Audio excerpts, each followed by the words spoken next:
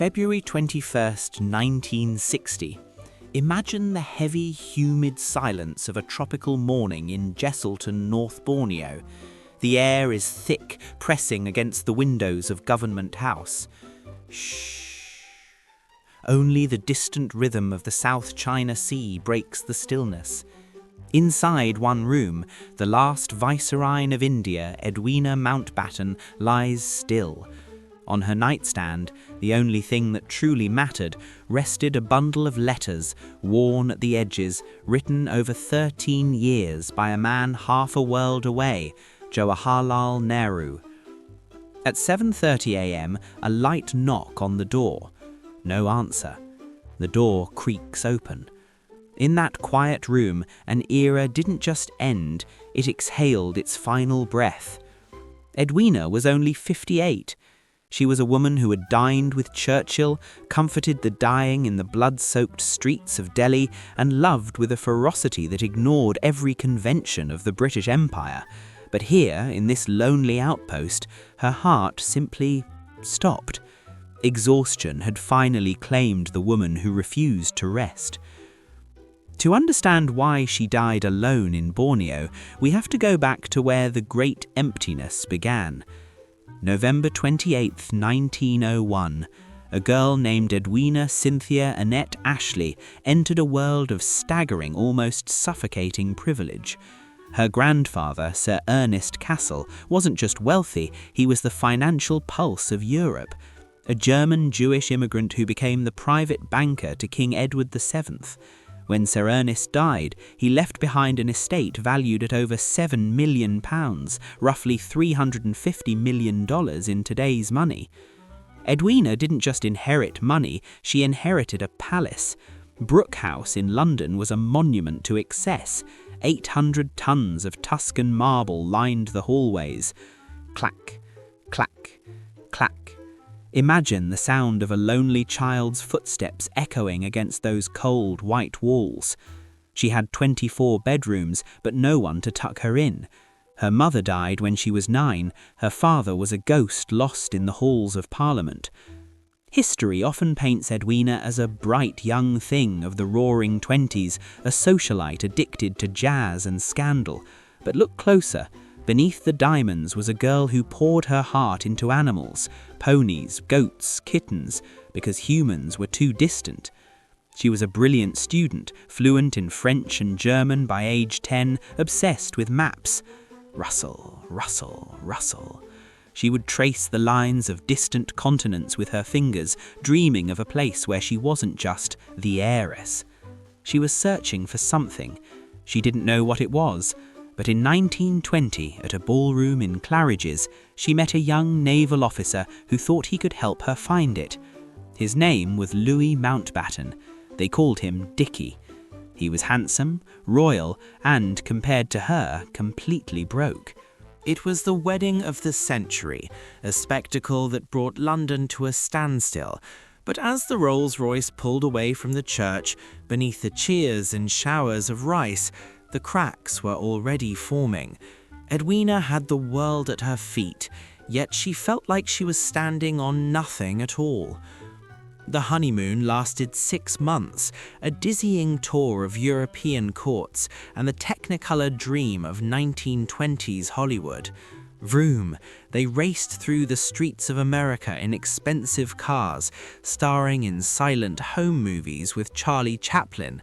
On the surface, they were the world's most enviable couple. But back in London, at Brook House, the silence of those marble halls began to hum with a familiar, restless anxiety. Edwina was the richest girl in Britain, inheriting a fortune worth nearly £90 million in today's value. Her husband, Dickie, earned a mere £610 a year as a naval lieutenant. Clink. She bought him a Rolls-Royce as a wedding gift. She funded their yachts, their polo ponies, and their second home in Malta. Yet, as a close friend observed, for Edwina, there was always something missing. She didn't know what it was, but she was determined to find it, even if she had to tear her world apart to do so. Motherhood provided no anchor. When her second daughter, Pamela, was born in 1929, it was a scene of absurdist theatre in a Barcelona hotel. Ring, ring. A frantic Dickie called the King of Spain for a doctor, but a bad telephone line led to a military governor arriving in full uniform with sentries who actually blocked the real doctor from entering the room. Edwina nearly bled to death. Afterward, the children were left to nannies and governesses.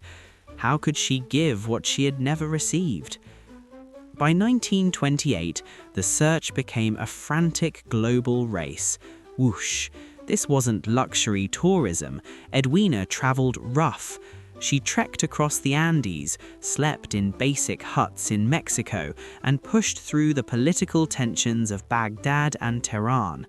She was stripping away the lace and the titles, looking for an authentic version of herself that didn't exist in London ballrooms. And then there were the affairs. Whisper. The list of her lovers became the stuff of legend in British society. Politicians, aristocrats, entertainers. She didn't hide them, she almost flaunted them. Dickie, ever the pragmatist, made a heartbreaking choice. He accepted her lovers as the price of keeping her. They built an arrangement that would have scandalized their grandparents, but kept their partnership intact.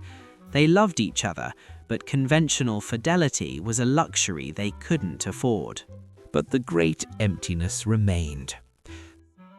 The parties at Brook House were hollow, the speedboats were just noise. Edwina Mountbatten was 38 years old, beautiful, scandalous, and utterly aimless. Then, in September 1939, the world caught fire. Boom. And for the first time in her life, Edwina Mountbatten found something more important than her own dissatisfaction. The sirens began. Wail, a sound that haunted every Londoner in 1939. But for Edwina Mountbatten, it was a wake-up call. The bright young thing who once spent her grandfather's millions on speedboats and silk dresses suddenly found herself in a different world, one of ash, blood, and heavy wool uniforms. She threw herself into the St. John Ambulance Brigade and the British Red Cross. Crunch. Imagine the sound of her sturdy boots walking through the glass and rubble of a bombed-out East End neighborhood during the Blitz. While other aristocrats fled to their country estates, Edwina stayed. She didn't just organize from a desk, she sat in the shelters. She held the hands of mothers who had lost their children, offering a genuine human connection that no amount of marble could ever buy. She discovered a hidden talent. She was a master of bureaucracy. Snip. She used her wealth and her title as a pair of golden shears to cut through the red tape that stalled medical supplies and evacuations. She worked 16-hour days, fueled by a purpose she had never known. Her staff was amazed. She would spend all night in a smoke-filled basement and appear the next morning looking perfectly composed, ready for more. By 1943, she was appointed Commander of the Order of the British Empire. In 1946, she became a Dame Commander of the Royal Victorian Order. These weren't just titles to her, they were proof that for the first time she wasn't just the heiress or the wife, she was a woman of service. The war had provided clarity, but the great emptiness wasn't entirely gone. The work was meaningful, but her heart was still searching for a home. Then came March 1947. The British Empire was preparing to surrender its greatest prize, India. Clement Attlee appointed Dickie as the last viceroy and Edwina as the last vicereine. Thrum. As the plane touched down in the sweltering heat of Delhi, Edwina had no idea that she was about to find the one thing her millions could never provide, a soulmate. March 1947, Delhi. The air didn't just carry heat, it carried the scent of a dying empire and the electricity of a revolution. The British jewel in the crown was about to be cut in two, and the scalpel was a man named Louis Mountbatten. But while Dicky was consumed by maps and borders, Edwina found herself drawn to the man who embodied the soul of the new nation, Jawaharlal Nehru. He was 57, a widower for over a decade, a Kashmiri Brahmin educated at Harrow and Cambridge. He was a man of profound intellect and even deeper loneliness, carrying the impossible weight of millions on his shoulders. When they met, it wasn't just a diplomatic encounter, it was a collision of two restless spirits. They walked in the gardens of the Viceroy's house, discussing philosophy, poetry, and the terrifying birth of a country. In Nehru, Edwina found the something missing she had searched for in every ballroom and desert trek, an equality of spirit. But the romance of the gardens was shattered on August 15, 1947. Independence arrived, and with it, the horror of partition. Imagine the sound of trains pulling into Delhi stations, not with passengers, but with corpses. The streets ran with blood as millions of Hindus and Muslims fled across the new borders in a tidal wave of grief. This was the moment Edwina Mountbatten became a legend. She didn't hide behind the palace gates. She threw herself into the refugee camps. She picked up bodies under sniper fire. She sat in the dirt with the dying, coordinating 15 different relief organizations with the precision of a general. Nehru watched her work, moved by what he called her healing touch. They were united not just by affection, but by the shared burden of a tragedy they could never fully fix. When the Mountbattens finally left India in June 1948, the parting was wrenching. As the engines started, Edwina tried to leave Nehru an emerald ring, a piece of her inherited fortune. Knowing he would never accept such a gift, she gave it to his daughter, Indira Gandhi, instead. Nehru's farewell speech was a thinly veiled love letter to the woman who had brought solace and hope to his people. The physical distance between London and Delhi did nothing to dim the flame. For the next 12 years, they wrote to each other constantly, letters that would sustain Edwina through the quiet, hollow years that followed. But as the 1950s drew to a close, the woman who survived the Blitz and the partition began to realize that her greatest enemy wasn't war or politics, it was time. February 1960. Thrum, thrum. The engines of a transport plane vibrated through the air as Edwina Mountbatten embarked on her final grueling tour. Cyprus, Karachi, Delhi, Singapore.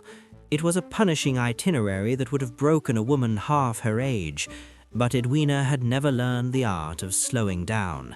She was running a race against time, perhaps trying to outrun the silence that waited for her back in England. By the time she reached Jesselton, North Borneo on February 18th, the healing touch was failing its owner. Her face was drawn, her movements lacked their usual electric energy, and she privately admitted to feeling wobbly around the knees. A doctor was called. He saw the irregular heart rate, the elevated blood pressure, and the sheer bone-deep fatigue. He begged her to cancel her engagements. "Cancel nothing," she replied. Clack! The sound of her heels on the floor as she stood up to attend one last reception, smiling through the pain because people were expecting her. February 21st, 1960. Tick, tick. The morning light filtered through the shutters of Government House. At 7:30 a.m., her assistant knocked. No answer. When the door opened, the room was a sanctuary of stillness. Edwina lay in her bed, her face calm, as if she had finally found the peace that eluded her for 58 years. And there, scattered across her pillow and the nightstand, were Nehru's letters, the physical evidence of a love that had traveled thousands of miles to reach her in this remote corner of the world. Rustle. She died as she had lived, surrounded by work, far from home, but close to the words of the man she loved. 4 days later, on February 25th, the world watched a final unconventional act. Edwina had requested a burial at sea. Splash! As her coffin was lowered into the grey, freezing waters off the Portsmouth coast, a bugler sounded the last post. But the most haunting tribute came from an ocean away. Jawaharlal Nehru could not attend, but he sent an Indian Navy frigate, the INS Trishul, to escort her funeral ship. Whoosh! As the British ship moved away, Indian sailors cast a wreath of bright yellow marigolds into the waves. The tropical flowers of India bobbed on the cold English sea, a final silent bridge between two worlds and two hearts. The Queen Mother once remarked that Edwina always liked to make a splash. It was true. She lived loudly, loved boldly, and worked until her heart literally gave out. She was the girl who had everything, but spent her life searching for the one thing money couldn't buy, a reason to be. In the end, she didn't just leave behind a fortune or a title. She left behind a legacy of service that turned a bright young thing into a woman history would never forget. Shh. The water settles, the splash fades, but the story remains.